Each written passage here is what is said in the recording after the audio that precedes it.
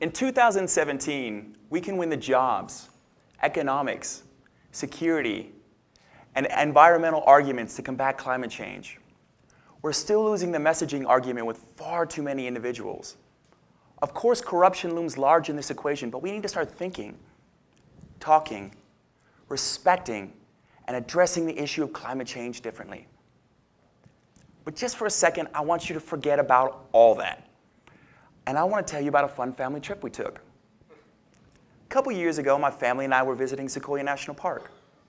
We were staying a little outside the park, and as my wife was getting ready, the kids and I were outside playing, and I was looking up to where we were going, and I could see clouds forming. So I humbly, and I mean very humbly, suggest to my wife, maybe you want to put on pants. A few minutes later, she comes out wearing shorts, and I'm not really a fashion icon, so what could I say? So we jump in the car and we head up. The further and further we go, the colder and rainier it gets. Till finally we get to the General Sherman Trailhead parking lot, and it is a full-on snowstorm. And I knew right then, I look over at my beautiful wife and her bare legs, and she looks at me and says, "You didn't know it was going to snow today." And I knew right then I had a choice. I could either say something condescending and not go see the giant sequoias, or I could do what any self-respecting man would do. I could give her my pants, put on her short shorts, and go marching down the trail to see General Sherman, because that's what we were there to do. And I learned something very important that day. I look good in short shorts, I'll tell you what.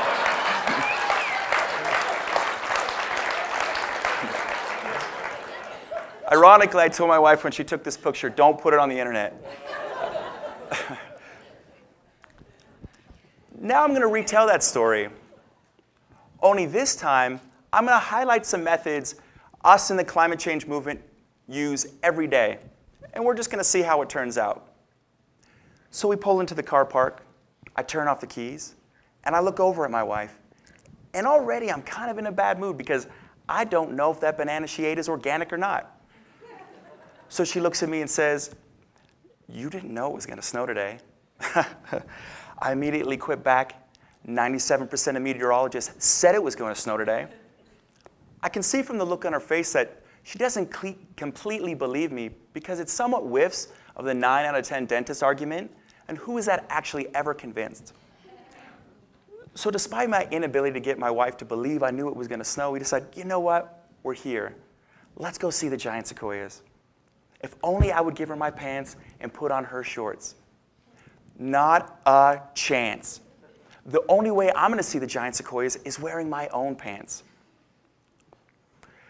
So as we're having this conversation, I get so frustrated that my wife can't see my simple logic. I just blurt out, "You're ignorant. You have ruined this trip for our kids, and I want an apology." As you probably expect, that would have led to a different place in our marriage. Assuming she didn't chuck me out, I'd definitely be sleeping with the dog, and I certainly wouldn't have gone to see the giant sequoias. The most common question I get asked about my efforts to fight climate change, without a doubt, is how do you talk about climate change in an area with so many conservative voters? Firstly, those of us in the climate change movement need to realize, for so long, we've been concerned with being right and good, and someone else being wrong and evil, that we have simply forgotten how to win. I grew up in Sparks, Nevada. Sparks in the 1980s was a conservative place.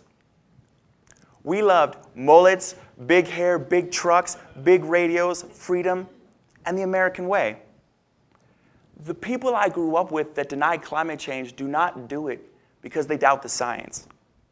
They do it because in the past, those of us in the climate change movement have come across as condescending and arrogant.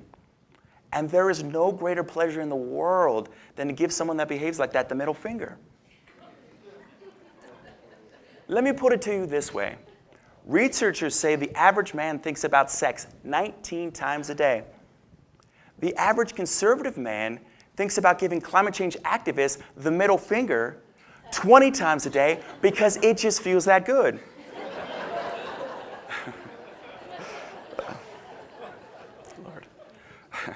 Just let you sink that in for a minute. Of course, powerful interests are trying to divide us. There are trillions of dollars at stake.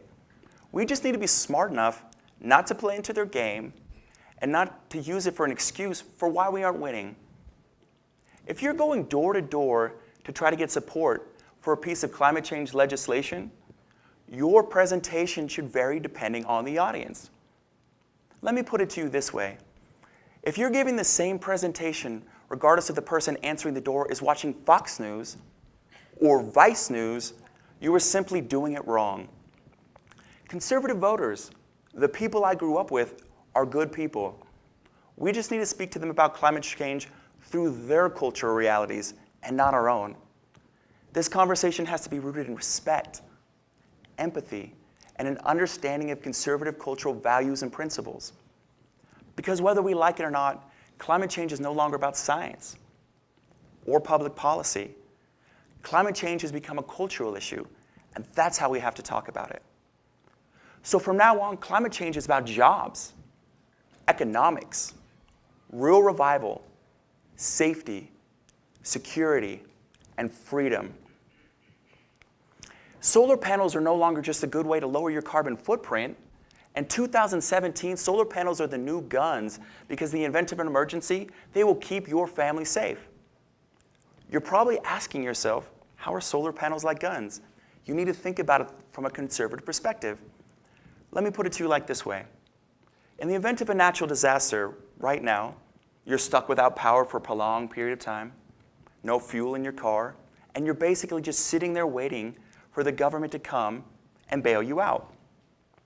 Or you could have solar panels on your roof, keeping the lights and heat on.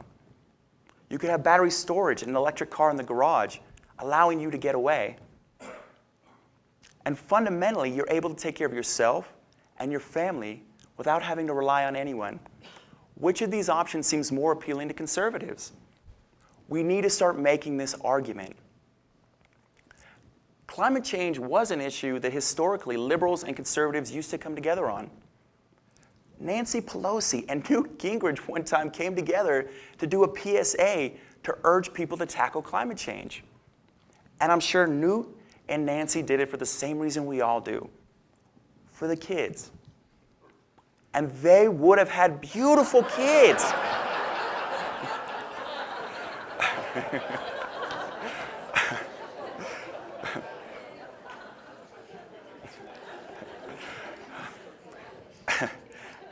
And so while you have Newt Gingrich and Nancy Pelosi's love child's image etched in your brains, I want you to remember these three things: respect, empathy, cultural understanding, and we're going to win a lot of support. But you know, you're going to go out there and you're going to try this. Sometimes you won't be successful. Sometimes people will turn you down. You won't convert everybody. So when you do, don't get down at yourself. Don't doubt yourself. When you fail, simply yell, "Happy Holidays!" and run away as fast as you can.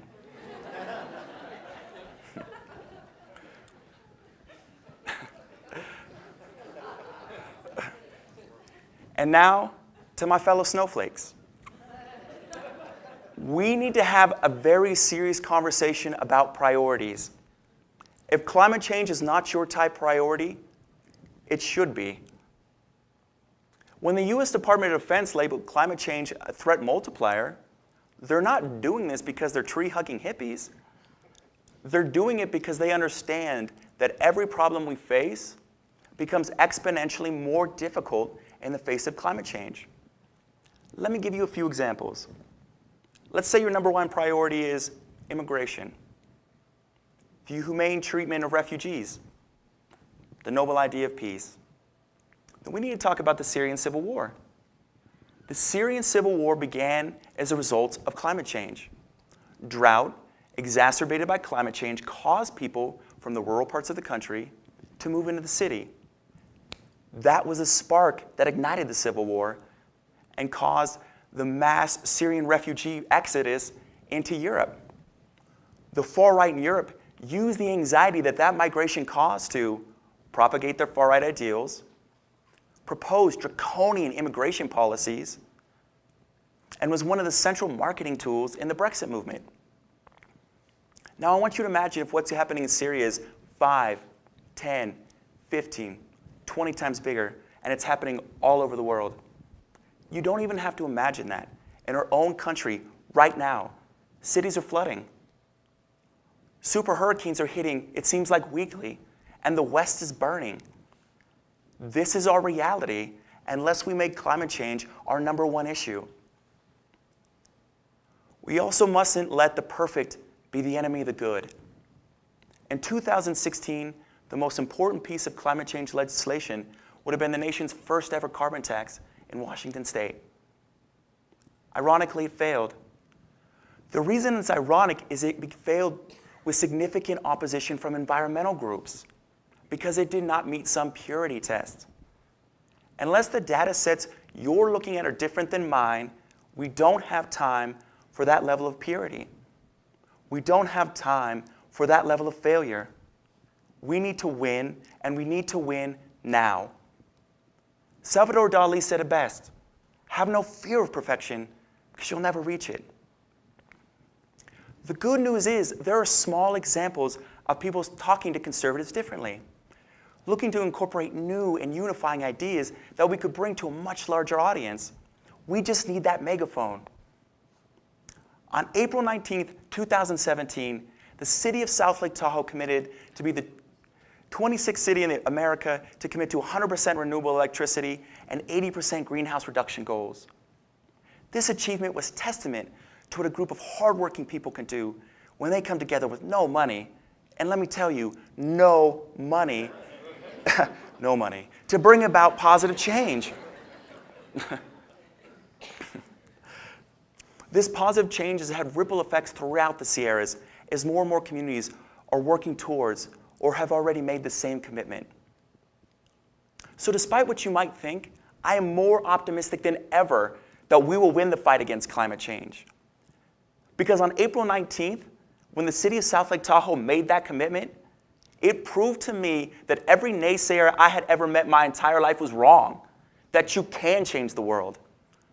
When shortly thereafter Nevada City followed suit, I know Robert F. Kennedy would have been proud because it proved to a kid from Sparks, Nevada, that the ripples of change can sweep down the mightiest walls. There's still more walls in our way. So here is what we are going to do next. We're going to talk to the conservative members of our community differently. Respect, empathy, cultural understanding.